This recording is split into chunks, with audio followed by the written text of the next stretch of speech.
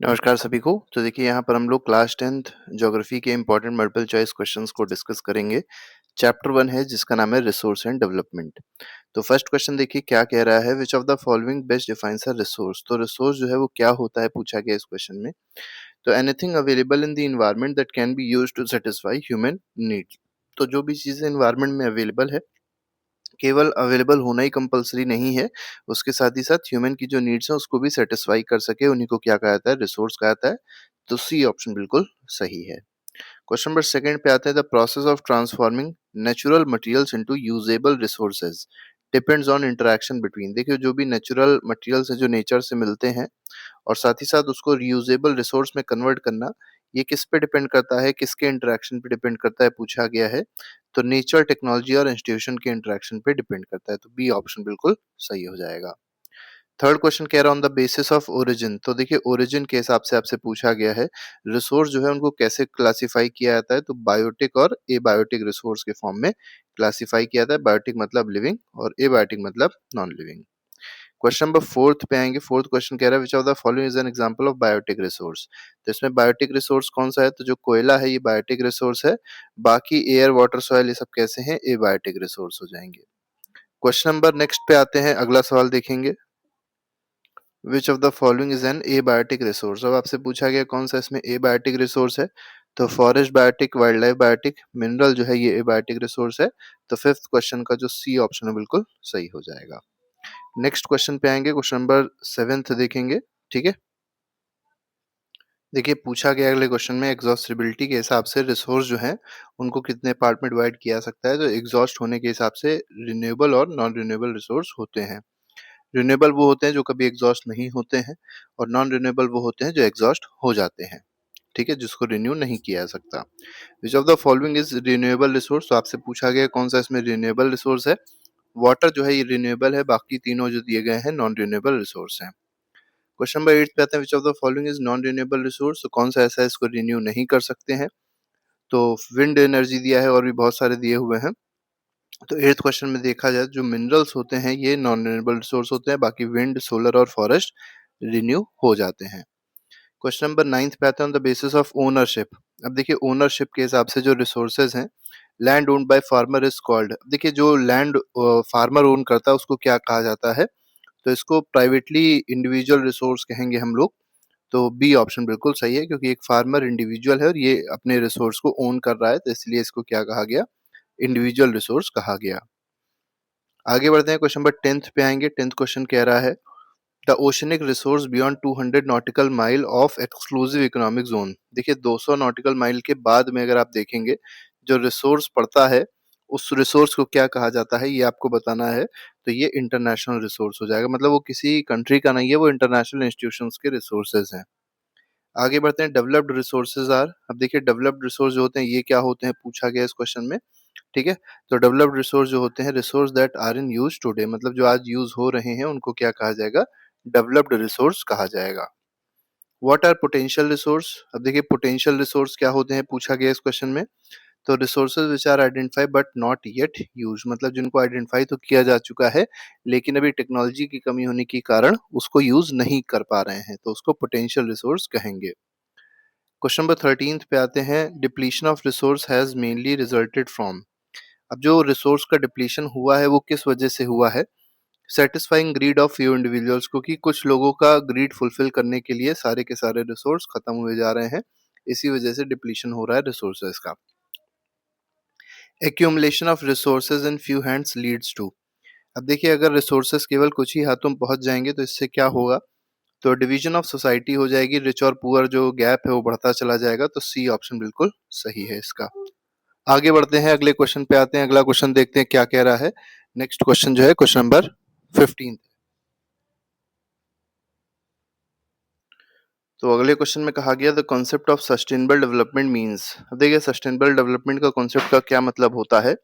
Development that meets present, मतलब आज की नीड्स को हमारी फुलफिल कर दे और साथ ही साथ फ्यूचर जो जनरेशन है उसकी नीड को कॉम्प्रोमाइज ना करे। तो ए ऑप्शन बिल्कुल सही है इसका।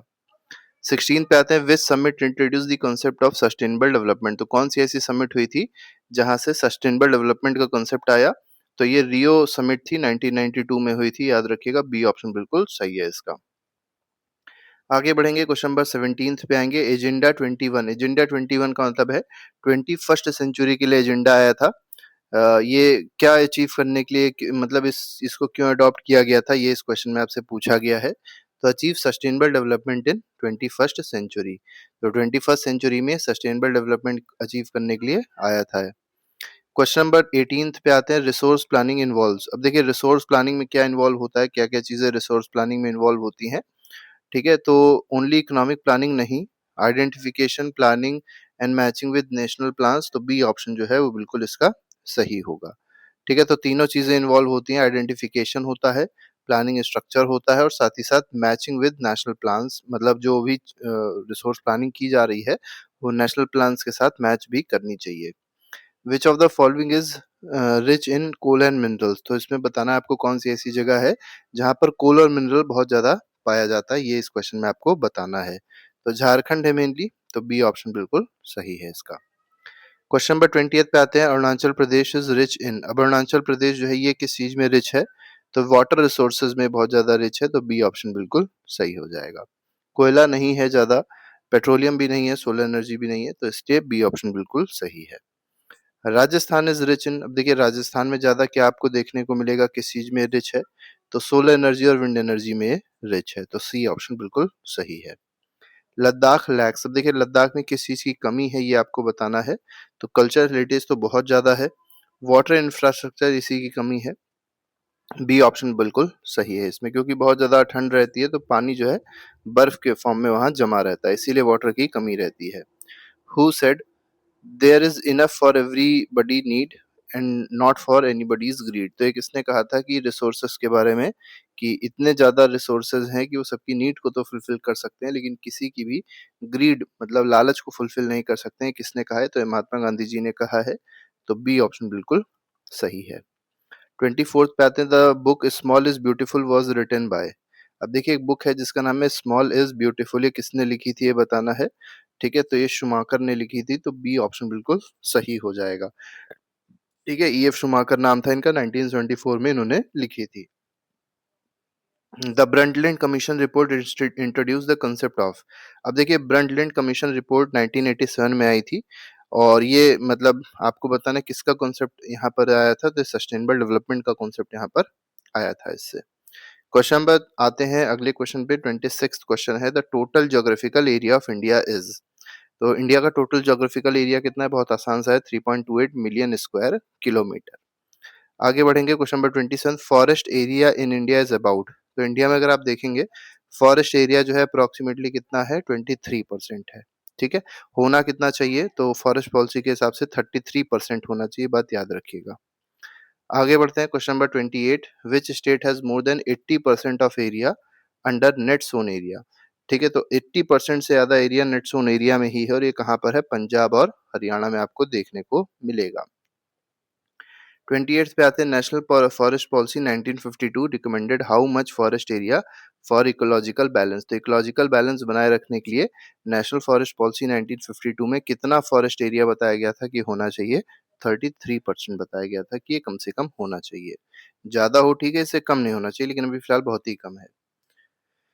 Continuous use of land without conservation leads to. अब देखिए अगर हम लोग लैंड को लगातार यूज कर रहे हैं, उसका कंजर्वेशन नहीं कर रहे हैं, तो इससे कौन सी चीज हो जाएगी, ठीक है, तो इससे लैंड डिग्रेडेशन हो जाएगा, तो 30 का ए ऑप्शन बिल्कुल सही है। नेक्स्ट पे आते हैं, अगला सवाल देखेंगे, क्वेश्चन नंबर 31 है, over grazing is major cause of land degradation is in. देखिए ओवर ग्रेजिंग की वजह से लैंड डिग्रेडेशन कहाँ पर होता है, ये पूछा गया है, तो मेनली गुजरात में होता है, राजस्थान में होता है, तो बी ऑप्शन इसमें सही है। यहाँ पर ओवर ग्रेजिंग होती है जिसकी वजह से लैंड जो होता है वो डिग्रेड हो जाता है। क्वेश्चन नंबर 32 पे आते हैं, over irrigation has caused water logging and salinity in. अब देखिए यहाँ पर क्या पूछा गया, ओवर इरिगेशन की वजह से वाटर लॉगिंग हो गई है, सैलिनिटी हो गई है, कहाँ की बात हो रही है, तो ये बात हो रही है पंजाब और हरियाणा की, तो ए ऑप्शन इसमें बिल्कुल ठीक है। क्वेश्चन नंबर 33 पे आएंगे, the most important renewable natural resource is. तो सबसे इंपॉर्टेंट रिन्यूएबल नेचुरल रिसोर्स कौन सा है, ये आपको यहाँ पर बताना है, तो ये सॉइल है, तो ए ऑप्शन बिल्कुल सही है इसमें। 34th पे आते हैं, 34th क्वेश्चन कह रहा है, soil formation takes place over. अब सॉइल का जो फॉर्मेशन होता है वो कितने दिनों में होता है, कुछ सालों में होता है, बहुत ज्यादा टाइम लगता है, ये बताना है आपको, तो मिलियंस ऑफ ईयर्स लगते हैं सॉइल को फॉर्म होने में। ठीक है, तो सी ऑप्शन बिल्कुल सही है। विच soil is most widely spread in India, तो कौन सा ऐसा सॉइल है जो सबसे ज्यादा वाइडली स्प्रेड है इंडिया में, ये बताना है। तो अलुवियल सॉइल जो है सबसे ज्यादा स्प्रेड है। मेनली आप देखेंगे गेंजेटिक एरियाज जो हैं वहां पर, कोस्टल प्लेन जो है वहां पर भी अलुवियल सॉइल देखने को मिलता है। The new alluvial soil is known as, तो खादर बोलते हैं इसको, और ओल्ड अलुवियम को क्या बोलते हैं, बांगर बोलते हैं। ठीक है, अगले पे आते हैं 37th, black soil is ideal for growing. अब देखिए ब्लैक सॉइल जो है बहुत ज्यादा इंपॉर्टेंट है किसकी, किस चीज को ग्रो करने के लिए, कॉटन को ग्रो करने के लिए। ठीक है, इसी को रीगर सॉइल भी कहते हैं, बात याद रखिएगा। रीगर सॉइल भी इसी सॉइल को कहते हैं, ब्लैक सॉइल को। आगे बढ़ते हैं, question number 38, the black soil is known as, तो वही देखिए पूछ भी लिया गया, इसको रीगर सॉइल भी कहा जाता है। 39th पे आएंगे, इसमें कहा गया red soil develops in areas of.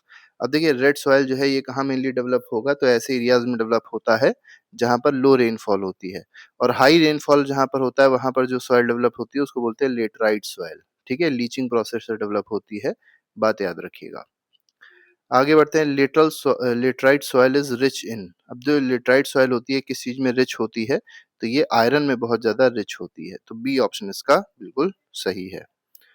41 में आते हैं, इस सॉइल इज सुटेबल फॉर, तो देखिए लेटराइट सॉइल जो है ये किस चीज के लिए सुटेबल होती है बहुत ज्यादा, तो ये टी और कॉफी के प्लांटेशन के लिए सुटेबल होती है। तो जो चाय और कॉफी हो गई ये मेनली लेटराइट सॉइल पे उगती है। एरिड सॉइल, एरिड मतलब जहां पर पानी की कमी है, तो एरिड सॉइल आर जनरली, तो ये कैसी होती है एरिड सॉइल, ये आपको बताना है। तो ये सैंडी होती है, सलाइन होती है। ठीक है, तो बी ऑप्शन बिल्कुल सही हो जाएगा। क्वेश्चन नंबर अगले पे आते हैं, 43 क्वेश्चन कह रहा है forest soil are found mainly in. अब देखिए फॉरेस्ट सॉइल आपको पता ही चल गया होगा, फॉरेस्ट में मेनली पाई जाएगी, तो ये कहाँ पाई जाती है, तो माउंटेनियस एरियाज में पाई जाएगी, हिली एरियाज में पाई जाएगी, तो बी ऑप्शन इसका बिल्कुल सही है। आगे बढ़ते हैं, question number 44, the washing away of top soil by running water is called.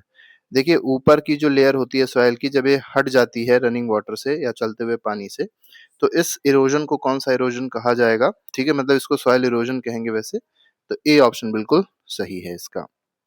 आगे बढ़ते हैं, क्वेश्चन नंबर 45 देखेंगे, the land unfit for cultivation due to deep channels cut by water. अब देखिए वाटर क्या करती है, बड़ी बड़ी चैनल्स, बड़ी बड़ी नालियां काट देती हैं, नालियां बना देती हैं। ठीक है, और उससे क्या होता है, लैंड जो होता है उस पर कल्टीवेशन नहीं किया जा सकता है, तो इसको क्या कहते हैं। ठीक है, इसको रेवाइंस कहते हैं, गलीज कहते हैं, इसको वैसे बैडलैंड कहा जाएगा। ठीक है, तो बी ऑप्शन इसमें फिलहाल सबसे सही ऑप्शन है। आगे बढ़ते हैं, क्वेश्चन नंबर 46 पे आएंगे, ploughing along the contour lines. देखिए जब प्लोइंग हम लोग करते हैं कॉन्टूर लाइंस पे, जिससे सॉइल इरोजन को प्रिवेंट किया जा सके, तो इसको क्या कहते हैं, इस प्रोसेस को क्या कहा जाता है, तो इसको कहते हैं कंटूर प्लोइंग, तो सी ऑप्शन इसमें सही है। 47 पे आते हैं, 47 क्वेश्चन कह रहा है, planting trees to create shelter belts against winds. देखिए विंड इरोजन को रोकने के लिए शेल्टर बेल्ट्स लगाए जाते हैं, तो मतलब इस प्रोसेस को क्या कहते हैं, तो इसको शेल्टर बेल्ट्स कहते हैं। ठीक है, तो बी ऑप्शन सही है इसका। अब आप 3 क्वेश्चन एनसीईआरटी के थे उसको भी देख लेते हैं, एनसीईआरटी में जो दिए हुए थे। तो पहला क्वेश्चन कह रहा है, which of the following is main cause of land degradation इन पंजाब। तो पंजाब में जो लैंड डिग्रेडेशन हुआ है उसके पीछे जो मेन रीजन है वो क्या है, तो वो ओवर इरिगेशन है, बहुत ज्यादा इरिगेशन कर दिया गया। In which of the following state is terrace cultivation practised. तो इनमें से कौन सा ऐसा रीजन है जहां टेरेस फार्मिंग होती है, टेरेस कल्टीवेशन होता है।